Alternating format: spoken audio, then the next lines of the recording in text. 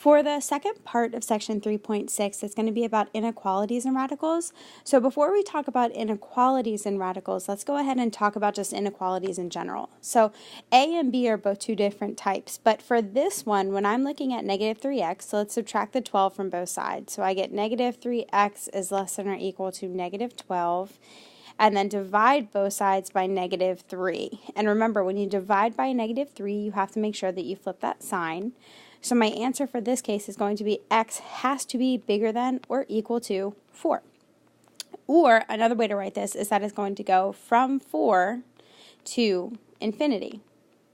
And also make sure when we're writing our answers, we want to make sure that we're writing it like this rather than with the inequality sign. Now let's go ahead and look at B, which is a little bit more challenging.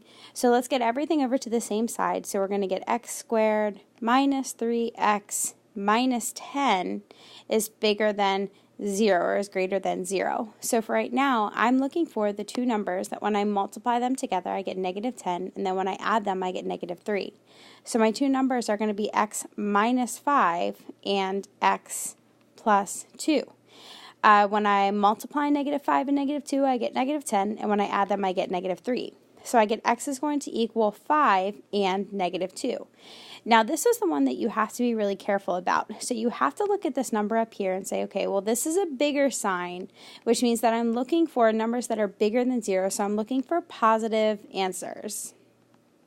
So since I'm looking for positive answers, what that means is that I'm going to have my number line, I'm going to have my two critical points, which are negative 2 and 5, and then I'm going to pick any number that's in between those two, so I'm probably going to pick 0, pick any number bigger than 5, so let's pick 10, and then pick any number less than negative 2, so I'm just going to go ahead and pick negative 10. And now what I'm going to do is I'm going to plug the blue numbers in, the negative 10, the 0, and the positive 10. I'm going to plug those into my equation, and I'm going to see if I end up getting positive or negative numbers. Let's go ahead and do 0 first. When I plug in 0 into this equation, I end up getting negative 10. I don't care that it's a negative 10, I just care that it's a negative. So I know that part's going to be negative. And then I also know, so let's plug in positive 10. Positive 10 squared is going to give me 100. 100 minus 30 and minus 10 is going to give me a positive number. And then likewise for the negative 10, that's also going to give me a positive number. So my solution for this is going to be, it's going to go anything that's less than negative 10. So it's going to go from negative infinity to negative 10. I don't want it to include negative 10, so I'm going to use my round bracket. And anything that goes from 5 to infinity. So that's my solution for this case. And now let's go ahead and start introducing radicals into this. So when I start introducing radicals, there's two pieces that I'm going to look for. The first piece is going to be my domain. And we're going to solve for the domain the exact same way that we always did in the last class.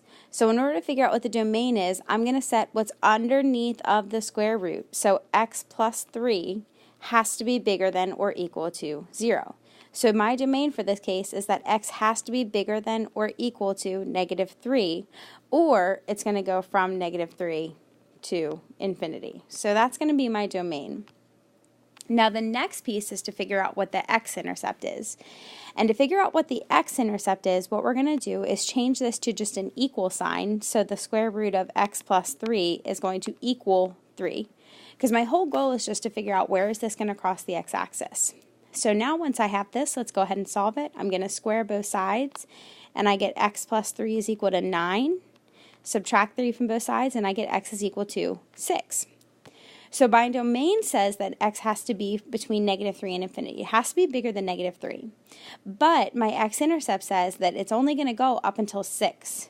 So my solution for this case is going to be from negative 3 to 6. So it's going to go from negative 3, but only until 6. And let's check, since that's a less than or equal to sign, I'm going to use my square brackets.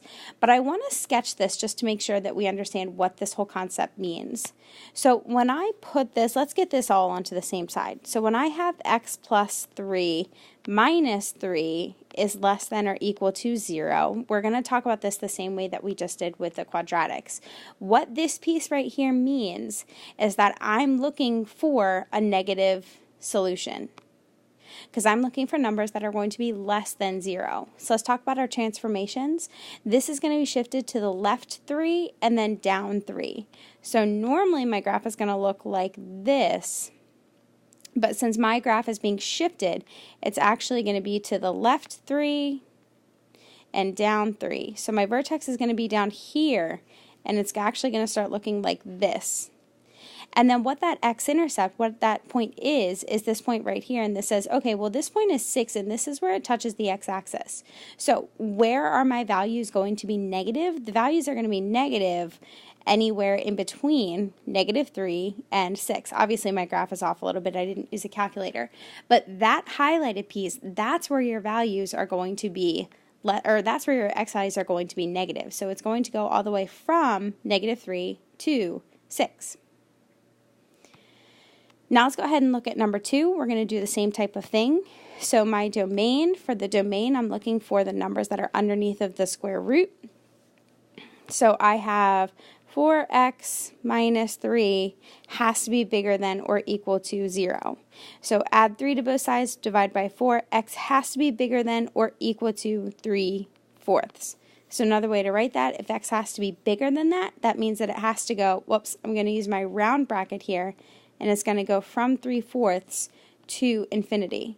And again, I'm using the round bracket. Let's highlight that for a second. I'm using the round bracket because this is just a greater than sign. It's not a greater than or equal to sign. Then I have the x-intercept. So to get the x-intercept, I'm just going to change that to an equal sign. So 3 is equal to the square root of 4x minus 3.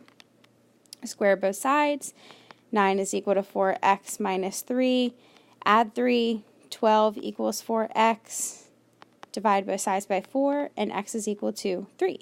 So that's going to be my x-intercept. So I know from looking at this that my solution is going to go from 3/4,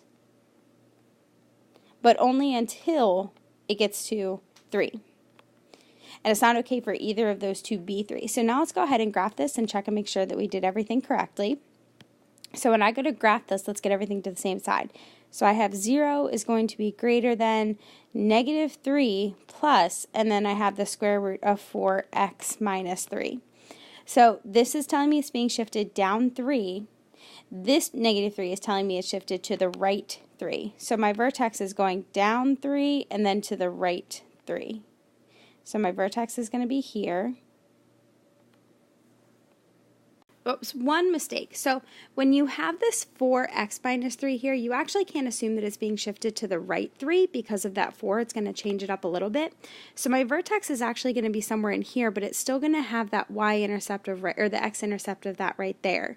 So that's why when I look at my domain is still going to be from 3/4 to 3, because the question is, when is this going to be negative? When is it going to be below the x-axis? And it's going to be below the x-axis from here to here, and that's from 3/4 to 3. And again, you get those two values by finding what the domain is and then by figuring out what the x-intercept is as well. And now let's go ahead and do example number 3. So for example number 3, I'm going to do the same thing. Set this piece equal to 0 or greater than or equal to 0 to figure out what my domain is. So 2x minus 3 has to be bigger than or equal to 0. So once I have that piece, I know that x has to be bigger than or equal to 3/2. So that's the first piece that I need. And then for the second piece I need that y-intercept. So to figure out what the y-intercept is, I'm going to take the equation that I have, but just make sure that I set it equal to 0. So I have the square root of 2x minus 3 is equal to 2 to figure out what my x-intercept is. So square both sides. 2x minus 3 is equal to 4. Add 3 to both sides, and I get 2x is equal to 7. Divide both sides by 2, and I get x is equal to 7/2. So now when I'm looking at this, I know that x has to be bigger than 3/2 or bigger than 1.5, but I also know that the x-intercept is going to go to 7/2. So since that's a greater than or equal to sign, I know that my solution is going to be from 3/2 to 7/2. And then let's just go ahead and do this by verifying the sketch. So you can use your calculator to do this as well, just to make sure that you're doing it correctly. That -2 regardless means that it's going to be shifted down 2, but remember your left and right switch, or your left and right transformation, is a little bit different when you have the 2 in front of the x. So you're still going to have the square root of 2x minus 3 minus 2 is greater than or equal to 0. So what this piece right here means is that I'm looking for numbers that are bigger than 0, so I'm looking for positive solutions. So for this graph, we know that it is being shifted down 2, and I also know that it's being shifted to the right a little bit. So this is going to be my vertex of this, and then I also know that it's going to look like this, and I know that it's going to cross the x-axis at 7/2 or 3.5. You can use either one of those. So this one's a little bit tricky. This one's a little bit different than the ones that we had before, because for this case, since I'm looking for where it's going to be positive, I'm actually looking for all the numbers that are going to be bigger than or equal to 3/5. So for my solution, make sure that you don't get tricked by that one. So for my solution, the answers are going to be anything that goes from 7/5, 7/2, sorry, to infinity. So this one's a little bit different than the ones that we did previously. So go ahead and try the U-try problems, and then as you get finished with those, make sure you're coming up and checking the answer key with me in class.